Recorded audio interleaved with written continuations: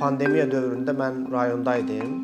Anam, atamla bir yerdə bir 2 ay hər halda vaxt keçirdim. O 2 ay vaxtda mən anam üçün mürəbbələr filan bişirdim anam.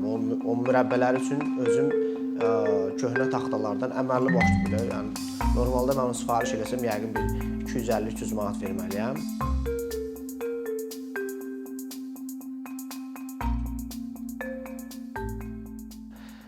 Deməli bu gün biz özün yarat konseptindən danışacağıq. İndi mən burada bəzi şeyləri bərbaşdan deyim və mən bəzi terminləri ingilis dilində deyəcəm. Niyə görə? Çünki əgər bu mövzu kiməsə maraqlı olsa, həmin terminləri ingilis dilində yazıb axtarsa, kifayət qədər kontent tapacaq o mövzunu daha yaxşı bir növ araşdırmaq üçün. Amma onların mən Azərbaycan dilində tərcüməsini desəm, biraz ola bilər ki, axtararsınız, amma heç nə tapmaya bilərsiniz.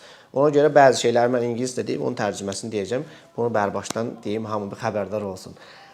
Deməli, bugün biz danışacağıq upcycling, yəni bir növ təkrar emal kimi tərcümə eləyə bilərik, amma təkrar emaldan biraz fərqlidir. Yəni, bu recycling var, bir də var upcycling. Upcycling odur ki, mən hansısa bir köhnə məhsulu müəyyən orada modifikasiyalar eləməklə, bəlkə də bəzən elə ola bilər ki, eləməməklə, başqa məqsədlə onu istifadə eləyim. Yəni, tullamayım, amma onu istifadə eləyim. Bu olur upcycling. Amma recycling bu başqa mövzudur. Təkrar emal. Ondan birini danışmayacaq. Deməli, danışacağıq. Upcycling nə olan şeydir, niyə vacibdir, niyə faydası nədir ümumiyyətlə, həm bizə faydası nədir, həm onun ətraf mühitə faydası nədir, cəmiyyətə faydası nədir bundan. İkinci danışacaq DIY, do it yourself. Bunu da yenə axtarmaq istəyən axtara bilər. Do it yourself, yəni bunu da biz tərcümə eləmişik, özün yarat. Yəni bir növ indən sonra biz çalışacağıq ki, özün yarat sözü ingilislərin həmin o do it yourself termini kimi bir terminə çevrilsin. Bunun üçün də artıq müəyyən işlər görmüşük, onun da haqqında qısa deyəcəm. Deməli, başlayaq upcyclinglə. Yəni upcycling tarixinə falan girmirəm, yəni tarixini maraqlı olan yeri araşdıra bilər. Upcycling konsepti odur ki, biz istifadəçi kimi bizə lazım olan əşyalar var və yaxud da materiallar var. Biz standart nə edirik? Gedirik, onu satan yerdən giririk, pulunu veririk, alırıq. Yəni budur. Və yaxud da indi deyək, başqa bir variant da ola bilər ki, bir dənə ağacı kəsirik, ondan stol hazırlayırıq. Bu da bir növ, bunun da öz ziyanları var. Amma upcycling konsepti isə odur ki, bizim əlimizdə olan materialları istifadə eləməklə biz həmin materiallardan yeni məhsullar hazırlayaq. Bu nəyə görə faydalıdır? Birinci ona görə faydalıdır ki, mən puluma qənaət edirəm. Yəni, birinci mən özümdən başlayayım. Mən puluma qənaət edirəm, əlavə bir məhsul almıram və büdcəmə bu yaxşıdır. İkinci odur ki, mən əgər yeni məhsul alası olsam, yeni məhsul almaq nədir? Deyək ki, fikirləşək, bir dənə şəhərdə yaşayırıq, kiçik şəhərdə 100 min əhalisi var. Bu 100 minlik adam ayda cəmi bir dəfə bir məhsul alsa, bu bir ayda 100 min dənə məhsul deməkdir, düzdürmü? 100 min dənə məhsul, yəni kiçik şəxs kimi baxanda bir əşya böyük bir əhəmiyyət kimi görünmür, yəni əhəmiyyətli bir şey kimi görünmür. Amma 100 minlik bir auditoriya kimi baxanda bir ayda 100 min dənə yeni əşyanı almaq o deməkdir ki, yəni bunlar həmin aldığımız o marketlərdə, mağazalarda onun təkrar yenisi gəlməlidir. Düzdürmü? Biz getdik 100 min dənə əşyanı aldıq, market boşaldısa, onun yerinə təkrar o stol, dəftər, kitab nədirsə artıq təkrar ora gəlməlidir. Bu da onun yenidən istehsal deməkdir. Yenidən istehsal da nədir? Həmin resurs materiallar təkrar emal olunmalıdır. Onları emal eləmək üçün onlara enerji xərclənməlidir. Enerjinin də əksər vaxt mənbəyi, yəni yaşıl enerji deyil. Yəni bir növ ekologiya üçün bu o qədər də yaxşı bir şey deyil. Yəni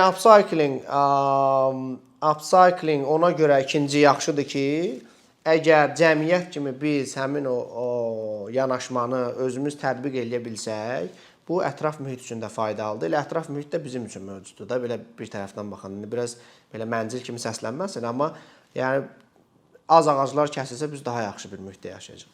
İndi gələk DIY. DIY da odur ki, do it yourself bəhətdim, özün yarat. Odur ki, ola bilər ki, siz yeni materiallardan istifadə edirsiniz, köhnə materiallardan istifadə edirsiniz. Bu upcycling yəni ola da bilər, olmaya da bilər. Amma DIY odur ki, sizə lazım olan şeyi özünüz yaradırsınız. Yəni hər şey ola bilər. Yəni DIY laptop da var, DIY nə bilim PC də var. Nədir bu? Yəni biri var siz hazır marketdən gedirsiniz, alırsınız hansısa bir məhsulu. İkinci də o ki, siz onun hissələrini alırsınız və sizə uyğun formatda konstruksiya edirsiniz. Laptop haqqında dediyim nümunədə. Bu olur DIY laptop. Və yaxud da ola bilər DIY bir masa. Yenə siz götürürsünüz, materialları alırsınız və masanı özünüz hazırlayırsınız. İndi bu iki konsepti biz birləşdirmişik. DIY və upcycling, yəni özün yaratmaq və bir növ təkrar emal konseptini birləşdirmişik və özün yarat adında bir layihə ortaya çıxartmışıq. Özün yarat layihəsi BMT-nin inkişaf proqramı, Avropa İttifaqı və Ekologiya Nazirliyinin təşəbbüsü ilə bir yerdə ortaya çıxıbdır. Bu əslində belə bir sual verir ki, niyə biz məhz qərar verdik ki, belə bir şey eləyək? Yəni bildiyiniz kimi biz pandemiya dövründəyik və hardasa bir neçə gün, bir neçə həftəyə qədər hamı evdə idi. Yəni evdən də SMS-lə çıxırdı, məcbur evdə oturmalısın. Yəni biz fikirləşdik ki, biz necə bir şey eləyə bilərik ki, həm insanlar üçün faydalı olsun, həm bir növ ətraf mühit üçün faydalı olsun, həm də insanlar evdə otura-otura o işinə məşğul ola bilsinlər. Yəni bizdə bir neçə bir növ layihə təklifləri ortaya çıxdı. Bir dənəsi də bu oldu ki, özün yarat. Biz özün yarat və təkrar emal konseptini birləşdirək bir yerdə belə bir platforma hazırlayaq. Özün yarat.az platforması. Bunun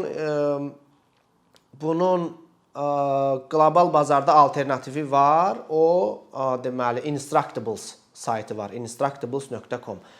Həmin platformadır. Yəni onun Azərbaycan versiyasını biz hazırlamışıq.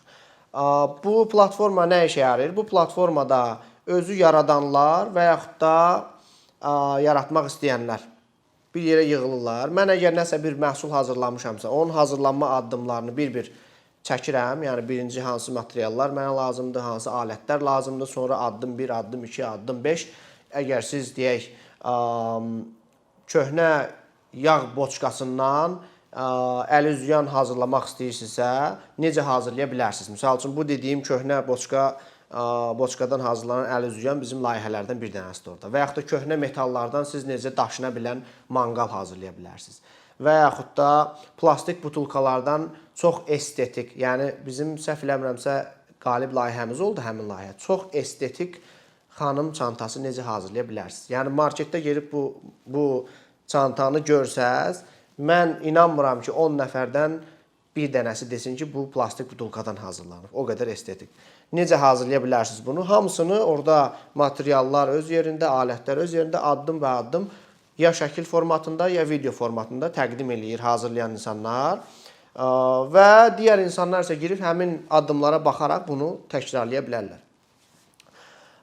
Deməli, bir ay yarım oldu bu layihə hardasa elan olunan və biz bunu başlanğıcında bir növ insanlara bunu çatdırmaq üçün müsabiqə elədik. Həmin müsabiqədə bir ay yarımda bizim sayta 173 min baxış oldu. 173 min baxış bir ay yarımda. Yəni yeni qurulan bir platformada. Deməli, bir dənə də məsələni mən deyim. Deməli, bizdə yəni mən bu upcycling təkrar emal mövzusunda özüm şəxsən maraqlıyam. Məsəl üçün mən deyim ki, pandemiya dövründə mən rayondaydım. Anam, atamla bir yerdə bir 2 ay hər halda vaxt keçirdim. O 2 ay vaxtda mən anam üçün mürəbbələr filan bişirdi anam. O mürəbbələri üçün özüm köhnə taxtalardan əməlli başlı belə, yəni normalda mən onu sifariş eləsəm yəqin bir 250-300 manat verməliyəm. Elə bir rəf hazırladım. Sonra ayaqqabı qabı hazırladım. Yenə də onun kimi yəqin bir 100-150 manat verməli idim, amma özüm, yəni sırf mənim özümə maraqlı olduğu üçün, plus da upcycling konseptinə uyğun olduğu üçün. İndi bizdə belə bir növ yanlış düşüncə var ki, əslində upcycling olunmuş məhsullar bir növ yaxşı məhsullar deyil və yaxud da ki, o kasıblar üçündür. Yəni bu tamamilə yanlış düşüncədir. Niyə görə? Bir neçə də mən nümunə deyim. Deməli, İsveçdə bir ticarət mərkəzi var. Retuna adında ticarət mərkəzi. Düzü mən o mərkəzdə olmamışam, amma onun haqqında həm çox oxumuşam, həm çox videolara baxmışam. Ümumiyyətlə viral olmuş, yəni çoxlu böyük kütlə tərəfindən danışılan, istifadə olunan bir ticarət mərkəzidir. Həmin molda istənilən mağazadan aldığınız məhsul upcycle olunmuş məhsuldur. Yəni təkrar emal olunmuş və yaxud da bayaq dediyimiz kimi upcycle olan biraz yəni fərqli məqsədlərlə hazırlanmış məhsullardan ibarət. Yəni o molda siz girdiniz mola, molda nə alsaz, ya orqanik məhsullardır, yəni qida alırsınızsa bunlar orqanik məhsullardır hamısı. Və yaxud da hansısa bir əşyalar, alətlər alırsa bunlar hamısı upcycle olunmuş məhsullardır. Yəni İsveçdə özünüz yəqin bilirsiniz ki, texnologiya ola bilsin, yəni texnologiya bu bir tərəfdən, olsun təhsil, olsun ümumiyyətlə cəmiyyət tərəfdən baxanda, yəni ən sərbəst, ən irəlidə gedən, ən inkişaf eləmiş ölkələrdən bir tanəsidir. Əgər İsveç bu gün, İsveç və İsveçin, yəni mən İsveçdə bir yarım ay hər halda vaxt keçirmişəm. İsveçdə yəni hal-hazırda indi nələrdir, digər trendlər nələrdir? Veganizm var misal üçün, vegan məhsulları daha çox istifadə olunur. Süd misal üçün heyvanlardan alınan süd istifadə az olunur. Elə kofe alsanız da kofedəki süd olsun, ümumiyyətlə normal gündəlik istifadə olunan süd olsun. Bunlar bitkilərdən alınan südlər var. Yəni niyə deyirəm bunları? Yəni onların bir növ inkişaf mərhələsi artıq çox bizlə müqayisədə yəqin ki, çox irəlidədir və bütün bu məsələlər onlarda daha çox xoş qəbul olunandır, daha çox bir növ təqdir olunandır. Kimsə gedib upcycle olunmuş moldan bir əşya alanda o özünü daha xoşbəxt hiss eləyir, o özünü daha bir növ cəmiyyətdə məsul hiss eləyir. Nəinki gedim mən standart hansısa bir məhsulu alım və yaxud da hansısa bir kommersiya məqsədli, amma upcycle olunmayan məhsullardan istifadə edeyim. Yəni bu formada. Ona görə mən istəyərdim ki, bizim ən çox da gənclər, çünki bu iş hələ, yəni belə deyək, özün yarat konsepti ümumiyyətlə Azərbaycanda demək olar ki, çox yenidir də. Yəni mən eşitməmişəm ki, böyük şirkətlər bunlarla məşğul olsun və yaxud böyük belə cəmiyyətlər olsun bu məsələni irəli aparmaq istəyən. Ona görə mən fikirləşirəm ki, yəqin bizə bir 10 il, 15 il, 20 il vaxt lazımdır ki, ümumiyyətlə bu konsepti biz başa düşək və müəyyən səviyyədə onu istifadə edək. Gənclər arasında mən deyim ki, çox maraq var buna və elə bizim platformada düzdür, bizdə var idi 60 yaşında olan, 60-65 yaşında olan xanımlar da var, gəlişləri göndərmişdilər. Orta yaşlı insanlar da vardı, amma əksəriyyəti gənclərdir. Yəni ona görə mən fikirləşirəm ki, gənclərdən çox şey ümid eləmək olar və hamını çağırıram ki, özün yarat.az platformasından istifadə eləsinlər, öz yaratdıqları əşyaları addım-addım çəksinlər, ora paylaşsınlar və bu konsepti ümumiyyətlə birlikdə yayaq. Mən axırda belə bir çağırış eləyim hamıya. Yəni ola bilər ki, insanlar bizim bu haqqında danışdığımız özün yaratmaq konseptini indi bu videoya baxandan sonra yaxşı qarşıladılar və yaxud yaxşı qarşılamadılar. Amma mən bir dənə çağırış eləmək istəyirəm ki, hamı əgər sizə maraqlıdırsa, ümumiyyətlə görə bu mövzu nədir, nə olan şeydir və nəyimə lazımdır mənim. Hamı bir dənə layihə hazırlasın. Layihə deməyək də, yəni hamı bir dənə özü bir əşya yaratsın. Əgər indiyə kimi yaratmayıbsa, yaradanlar onsuz da bilir ki, onu yeni bir əşya yaradanda insanda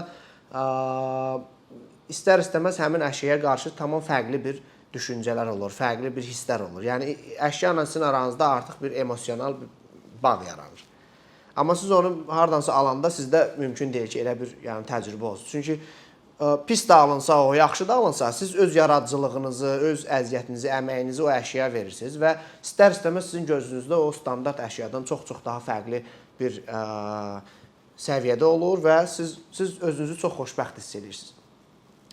Yəni bu özün yaratmaq təkcə əşyalar haqqında bir məsələ deyil, bu insanların bir növ yanaşmasıdır, insanların yaradıcılığıdır. Ona görə də mən hamını çağırıram ki, bir dəfə bunu yoxlayın və ümid edirəm ki, yoxlayan insanların içində kimlərsə elə öz təcrübələrini bəlkə də bu videoya baxandan sonra bizlə paylaşacaq.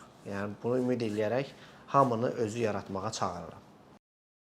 Əkinçinin yeni videoları haqqında məlumatlı olmaq üçün kanalımıza abunə olmağı və xəbərdarlıq funksiyasını aktivləşdirməyi unutmayın. Bununla bərabər gördüyümüz işlərin davamlı olmasını istəyirsinizsə, bizim patronların sırasına qoşulmağınızı rica edirik. Əkinçinin Patreon icmasının üzvü olaraq siz bizim təşəbbüsə dəstək göstərməklə bərabər hazırladığımız materialları hər kəsdən öncə izləmə imkanı əldə edəcəksiniz. İmkandan istifadə edərək cari patronlarımıza işlərimizi davam etməyə yardım olduqları üçün dərin təşəkkürümüzü bildiririk.